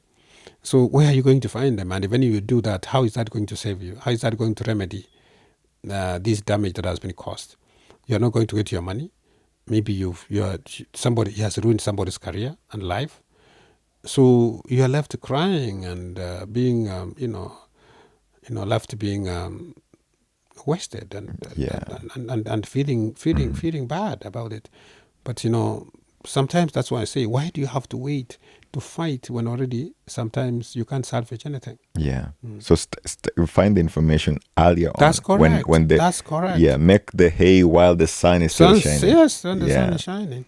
Because when you want now to fight and you become now the teacher, you go online advising people that, don't do this. But why do you want to be the teacher to advise? You need to also to be that person who wants to say that, I made the right choices and I made the right decisions. I consulted the professionals and I think I want to advise you that there are good people there who can help. Know that beware, Yeah, true. I totally do agree with you. Yeah. Without mentioning any names generally, is it possible for you to share your most memorable case that was very successful? Yes, many. When I run my head, I don't know which one to single out because there are many. But you can think of the one that gives you the most smiles when you think about it. Well, there are many. I see the smiles, Joab. I see the cries. I see the tears. I see the hugs. And, people praying for me and saying, you've helped me. You've helped me to change my life. Sometimes we become very emotional. And I've seen even members who make decisions actually literally crying because, we go through, sometimes I think we also need to go through counseling. Yeah. Because most of what we go through is very traumatic, particularly when most of these claimants or these asylum seekers reliving their lives again in our presence about what they went through, and we look at the evidences they're providing. We see how most of them were persecuted and how they are telling the story again that breaks them down and breaks all of us down. Yeah. Because, again, some of us have been able to live with this trauma and this scars that we not really that what we went through, but what our clients have been able to go through. And we wonder, why is it that in this world things have to be like this? Yeah. So, but I can tell you, I have done cases where, like the way I told you, maybe mostly where mistakes have happened and the ministers have intervened, that I think they are trying to challenge the claims for these people and say that they do not consider that these people's claims are genuine. They are raising issues of credibility in the abuse of the integrity of the process of the immigration system. And I've been able to fight, for these clients. And when the decisions come, I see the positive decisions. And I've seen clients working from long distances to come, not only to pick the decisions, because decisions can be mailed to them, but just to come and give me a hug. Yeah. And that's more than money. Sometimes, Joab, I have worked and I realize that I've not been paid because of the passion I have. Sometimes I don't remember that I'm supposed to be paid. After I've been able to complete a case is when I realize, I was supposed to be paid, including even when I do these, these refugee claims through the Untitled Legal Aid, which I'm supposed to bill the legal aid. Sometimes I forget that the certificates expire. Yeah. So I have done a case, or sometimes when I'm having a hearing scheduled, I realize that I did not even accept the certificate when it was sent to me. Yeah. Because my focus is for these people. And I realized that I still go ahead and do the case, the hearing, without asking the client to pay an extra coin. Yeah. And because at the end of the day, it's about these people's lives. I see how they have struggled to be here. I see the challenges they are faced in their countries. I see the fears in their eyes. And I can't be so unreasonable to put money. I know I need money, but I can't be unreasonable to be able to ignore these very serious issues and say that I close the door and say that I don't want to hear anything about you, that you have to pay me. I know God has blessed me in several ways. In fact, sometimes within this period that I've been able to practice, I've been able to do a lot of things. And when I look back, I see it's not a lot of money, but it's God has been able to help me to do certain things. And, a lot of things that actually a lot of lawyers who have practiced for many years have not been able to do. Yeah. You see, I live in my house. There are a lot of people who have practiced law in this country. They don't even own a house. So it's not about money. Because if we put money first, then our clients become money. Yeah. But when we put clients, then we put humanity first. And then we see, and that's when we tend now to start to appreciate our work. We appreciate what we do. And then that's when we cry with these clients when they're crying. Yeah. And we laugh with them when they're laughing. Yeah. So that's what makes me wake up every morning. Yeah. Maybe somebody would ask you, why do you do this? Well, that's a very good question. I think when I was growing up, there are a lot of people that have held my hand. Yeah. I lost my mom when I was young. And I remember my mom cried and told my siblings and the community that they take care of me. And they did not disappoint. Though my mom is not there to see that, but they did not disappoint. When I didn't have food, they gave me food.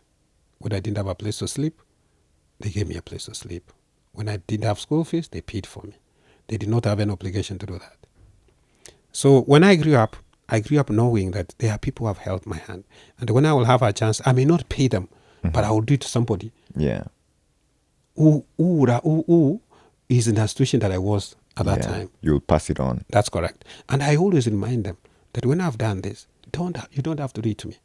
Do it to another person. Yeah. So that's how we build this society that is going to be inclusive, that is going to be a society where everybody will feel part of it. And that's where we will be able to lift each other when one needs help. If I may ask, you are a lawyer, and I happen to know that you are internationally trained as well. Yes. And I think that there's very many folks out here who are probably internationally trained lawyers. Some of them probably might apply to come to Canada in the Foreign Skilled Worker Program. Yes. If I may ask, so what is that process like of an internationally trained lawyer being able to practice law in Canada? That's correct. That's a good question. So, Canada has a program for lawyers where if you go to a Canadian law school, then, you write your bar exam and you practice. But also, there are lawyers who are trained outside the country.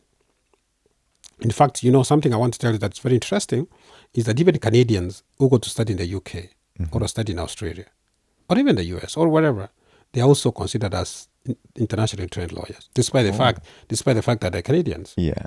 Because anybody who has studied outside Canada is an internationally trained lawyer. So when they come back, the When process they for them come to back, become lawyers is the they same. go through the same process like us. Oh.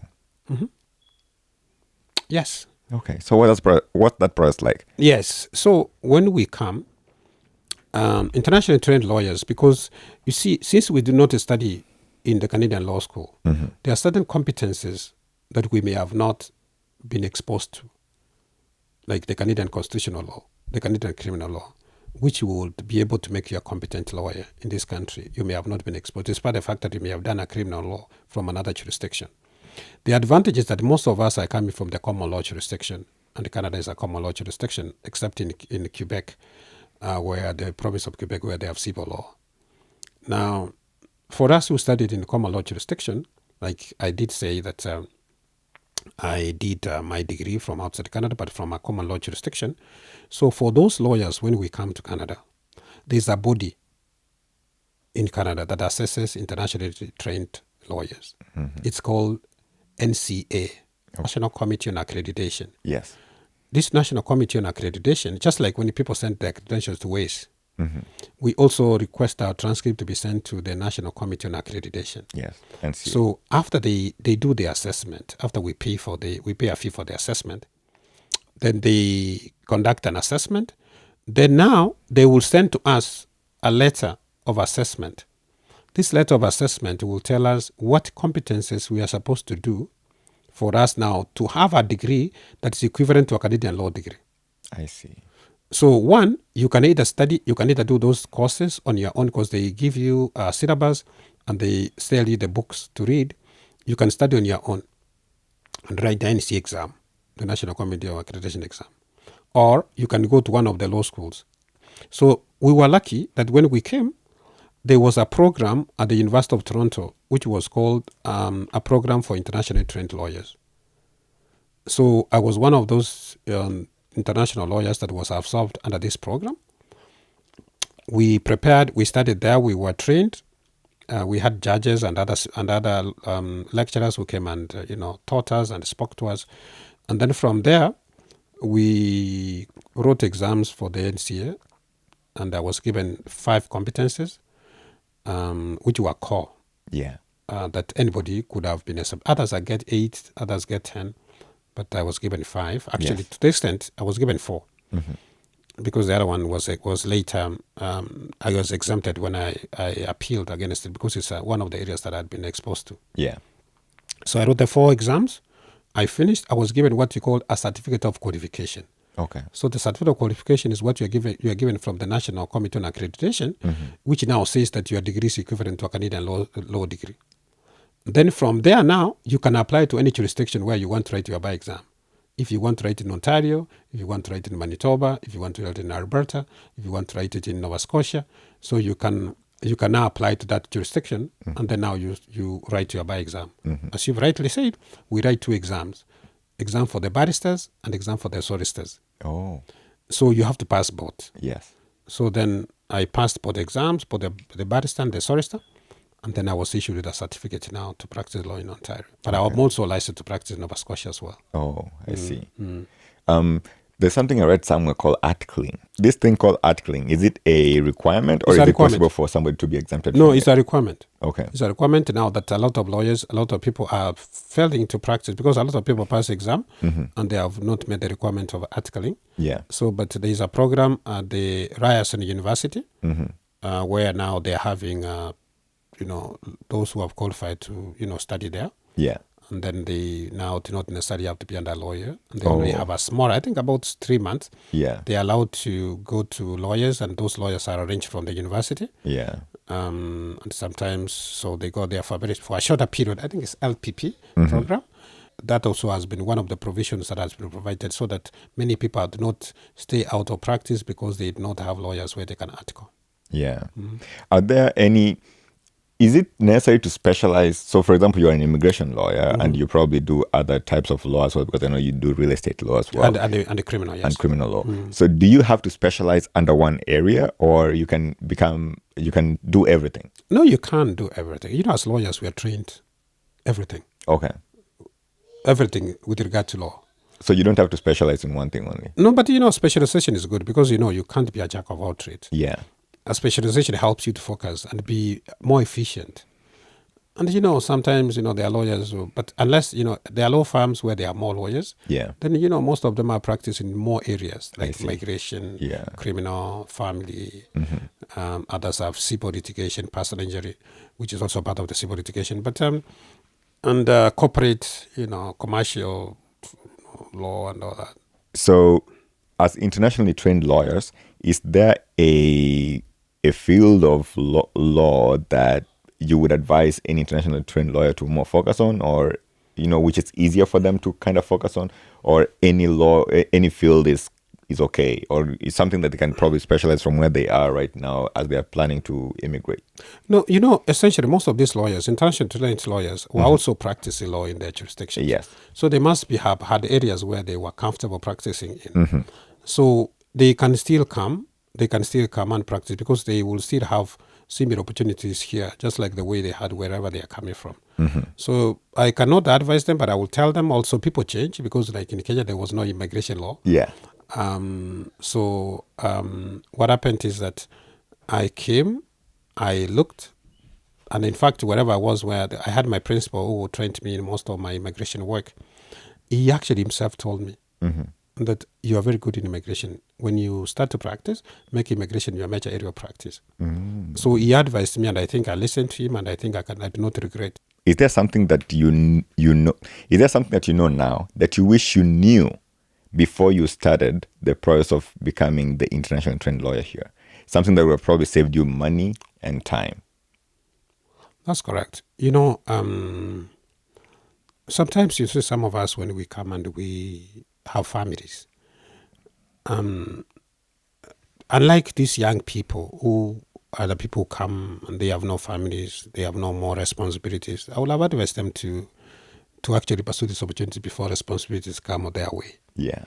I came, I had a family, I had to study when I already had to pay bills, and the family was there. So I would advise that if I was at that time, I could have actually started the process of doing my NC exams before I came here, because still you have an opportunity to still do those courses even before you come. Oh, so you can do this from abroad before you arrive in Kenya? Yeah, you can study there. You can come and write the exam and go back. There are still people who come, write the exam and go back. Oh, I see. Until when they finish the NCA. In fact, some come and write their bar exam until when they finish is when now they move in. So can you write the bar exam before the NCA? Or No. The NCA is a requirement. What do you call that letter that they give you? The letter of accreditation? Letter of qualification. Yeah. Actually, it's a certificate of qualification. So you need that first before doing the bar exam. The certificate of qualification is what now you provide to the law society where you are going for them now to allow you to write your bar exam. So I know that you give back. That is something that you do a lot. What inspired you to get started in philanthropy? Well, that's a good question, Joab. I make this joke, but it's actually the reality. Is when I became a citizen of this country, the immigration judge, and I don't know whether this is what he tells everybody when he presides over these functions, these ceremonies, but he mentioned that when you get married to your wife, you don't forget your mother. So he said that Canada now is like your wife, your new wife, but your country where you were born still remains to be your mother. Yeah. So don't forget your mother, even when you get married. And I think that resonated very well with me. So my mother is Kenya, where I was born and I was raised. I travel because I have my family there. I have my brother and my siblings, my sisters, and very close family members. And when I travel from time to time, I have seen the challenges that people face. I have realized that life has become very tough. Children, very bright children have not been able to go to school. And parents are struggling to keep these children in school. So I asked myself this simple question: what can I do to help? So initially, before I expanded this process to other areas, I literally started by helping people within my neighborhood. I helped students. I started paying school fees for very bright students. Some of them actually are now in university and pursuing very, very, very good courses.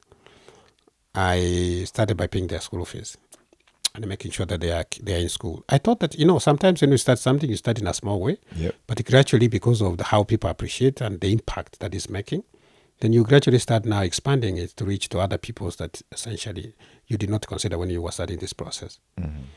So I started expanding, and I asked again, can I expand this process? And if I do, how am I going to help more than the people that I'm helping? So I decided to start what you call the Joshua Makori Foundation. Okay. This foundation, I started it just basically to have something that looked more structured. So though the word Nyarenchi, is actually the name that is very famous at home. When you want to come to our home, mm-hmm. and you ask that you want to go to Nyarenchi. If I ask Joshua, nobody knows your home. Joshua, there are many Joshuas, but if you ask Makori, mm-hmm. like Joshua Makori, people might say, but if you say, I want to go to Nyarenchi, mm-hmm. and that name is unique, but it's actually how my father was known. So a lot of people would bring you home. Yeah.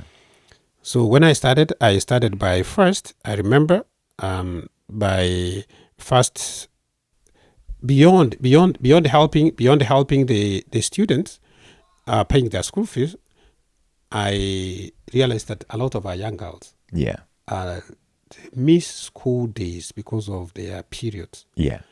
And I started now providing what you call sanitary towels. Yes. And I realized that it was making a very big impact. So I started providing within the constituency where I come from, which is Kituru Jaja North constituency. I actually realized that they equally did not have uniform. And most of them were stepping down, were walking bare feet. They didn't have shoes. Without shoes. So I asked myself, what can I do? So I moved now from the sandal towels to now giving them uniforms. I was amazed by the impact that this made, because then particularly the girls, they gained their confidence. They now would be able to stay in school and read and study. And I felt that even those days that most of them would stay at home because of the ministerial, challenges, that they would still be able to stay and continue with their studies. And that helped. So from there, I also started having what we call the feeding program, because a lot of other students, particularly these people, come from homes where there's no food. Most of them did not even have breakfast. And most of them cannot even concentrate in class. Yeah. They will not even be able to, do their assignments properly. So I said, what can I do? So I introduced what we call a feeding program, where I would provide some, corn, some beans, and then they will have something to eat during lunch so that they can remain in school and they can get focused. Other than that, I also, was able now to deal with the issue of, I looked at most of these border riders, because these border riders, they provide a very critical, support within the community. It's a very critical industry that actually a lot of people seem to ignore. Yeah. So I felt that most of these young people, one, they do not have a place where they shelter when it's raining, when it's sunny. So I improvised and I gave them what you called I gave them shades. Yeah. The shades that help them to protect themselves from sun and from rain. Yeah. And in fact, surprisingly, I realized that there were still ladies who were selling, some of their stuff next to where that I built most of these shades, so they would take shelter when it was raining. Yeah. So it became quite a shelter for the whole community. Mm-hmm. Yeah, so I gave them reflectors, but then I realized that this is not enough. Building the border shades and give them reflectors is not enough. I saw that there are a lot of young people that have talent. So I started what you call a soccer tournament. I started a soccer tournament where I gave an opportunity to young people to, exhibit their talents and be able to, sometimes also, most of these young people, when they're idle, they're likely to, involve themselves in bad things. Yeah. So I wanted to keep them busy. So I started a tournament, the whole constituency tournament, where I had teams coming together, which I gave them uniforms and I gave them balls and I paid the referees to oversee their matches. And it was quite a big event, which culminated into the finals that I gave trophies, and gave them money for the teams that won. Yeah. And it was something that was celebrated. After that, I started building houses, because you see, I realized that there were still a lot of people that did not have a place to sleep. And within the community, I realized there are people even who were sleeping outside. Oh. Yeah, I remember this one case I did for a gentleman that was living in a small house that was totally run down. Yeah. So I started building houses for people who did not have, and people were very appreciative. And these are small things I was doing, and the only way I would be able to see this is because I have people who helped me through the foundation. Yeah. They would do these videos and send them to me, and I see people who are crying, people who are, dancing, and people are celebrating these small things that I in my view, I saw that they are small things, but they were making a big impact in the community. I started also, asking women and communities to come together. And I've also supported groups by giving them money. I've supported, different programs, and I expanded now my school fees program to other students within the constituency. Yeah. And unfortunate. I don't know whether it's fortunate or unfortunate that I'm the only one who's doing this. I don't have any support. I don't have any. I've never had. Yeah, that was going to be my next question. Is this coming all from your pocket? That's correct. I have never had anybody give me anything. Yeah. I have been the one who has been doing this from my pocket, and I wish if I had many people coming in and helping, I could have actually been able to do much more. Now, actually, I'll become like a go-to person. Yeah. Oh, is Wakiri aware about this, including now any problem, sickness, because I've also helped people, even sometimes paying for their NHIF when it was there. Yeah. Now it's SHA, there's other people that have been able to pay for them. Instead of giving people money because it's a bit expensive, you enroll them under these programs that are there, so that those programs can be able to take care of them when to pay their bills. What challenges have you faced while doing this work? Oh, there are many, Joab. There are many. There are many challenges. You see, one, as I've indicated, is that I'm one person. There are many people that need help. Yeah. And sometimes it becomes, I'm overwhelmed by the number of requests. Yes. And the number of cases that are desperate cases. So sometimes I feel bad that I cannot do much than what I'm able to do. So, and I did indicate that if I get like-minded people to help, then we can reach more people. There are a lot of people within the constituency that God has blessed them. But I was asking, they have not been able to do much. Yeah. I was asking that if we can partner, we can help. Another thing that, other than the many requests, is sometimes having to deal with cases where you start a project. Like now, the people that I help, maybe sometimes they start wrangles among themselves. Now, I feel bad because sometimes you realize that they are now breaking down the structure that we had put place in to assist us help them. Yeah. Yeah. So that is it. And again, another challenge is that even when I help people with money for table banking, they do not have much knowledge of how to continue to multiply and use this money to help them. So we may require them to have programs to train these people so that they can be more productive. That's another challenge that I'm facing. Another challenge that I face is in terms of health, because you see a lot of people are dying now. Yeah. Now instead of focus the resources to help people, you realize that people would want you support them for their funerals. Yes. And you can't be everywhere. So I wish that the resources could have been where it's more productive. But I'm not saying that we shouldn't help our people when they are passed on. Yeah. But you see now, when there are many passing on at the same time, then you have to start now dividing your resources to help, because you can't help one and leave others. Yeah. Joshua, what's the best piece of advice you've ever received, and who was it from? The best advice is basically to come to Canada. And the first, it is something that came from my sister. And of course, also now my wife. Yeah. I can say that, sometimes I look back and I say, oh God, if I wasn't here, these people that I've been able to help, maybe you would have found somebody else to do this job. But I think I thank God that God gave me a chance to come. Yeah. He allowed me to become a lawyer, and he has allowed me to help our people. Yeah. So when I look back, I say that I may have not built these tall buildings, I may have not been an engineer, but the big buildings that I built are the people that I've helped. Yeah. The many houses, the beautiful houses that I built is the smiles that I put in In people's I put in faces. the people's faces. Yep. Those cries, those smiles, and actually, those hugs, and those are the buildings that I've built in this country. And I trust that those that have been able to touch their lives and have been able to help, that they may extend the same gesture to others as well.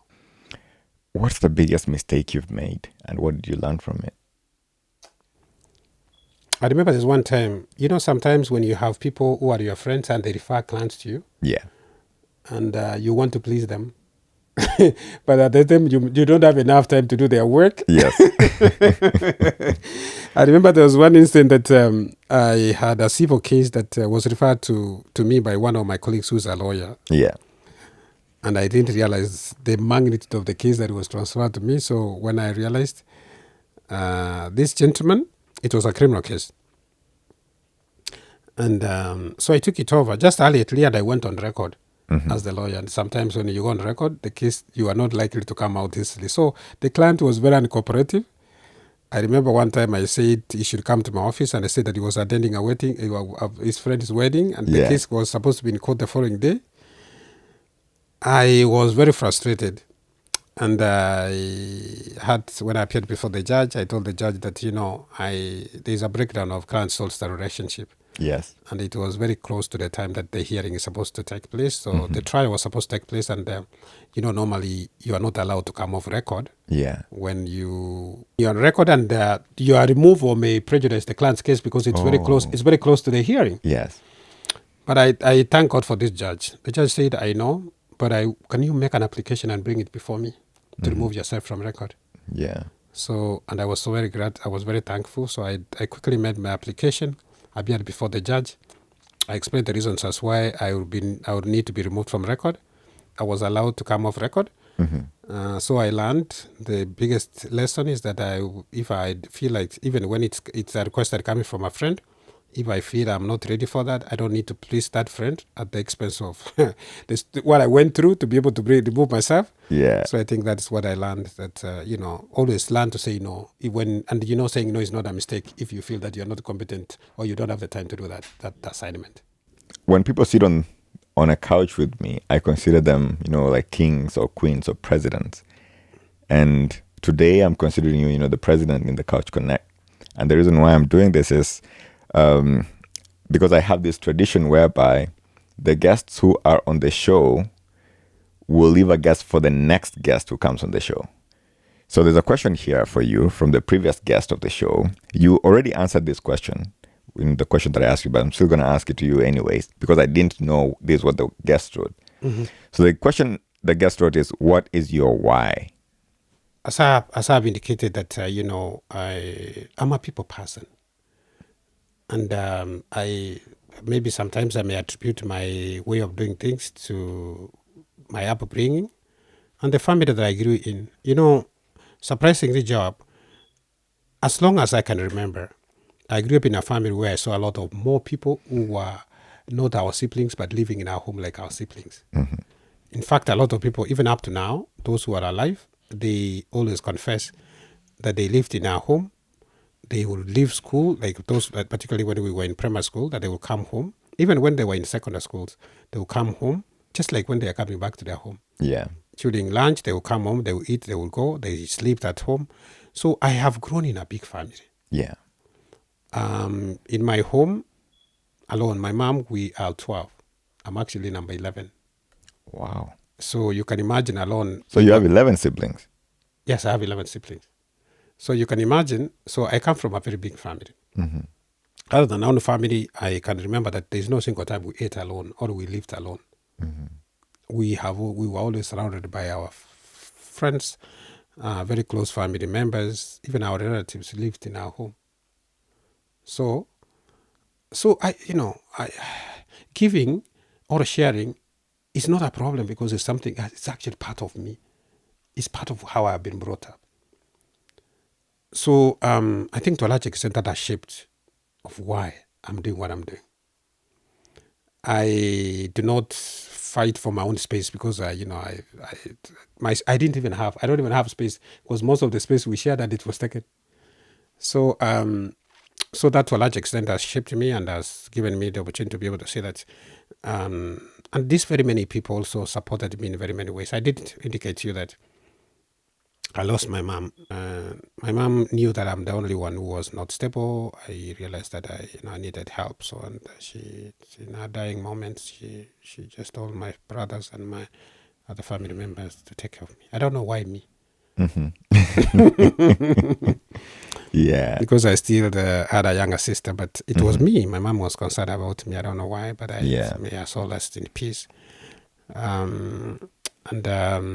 So that has also been, these people now, they came, they supported me, they helped me.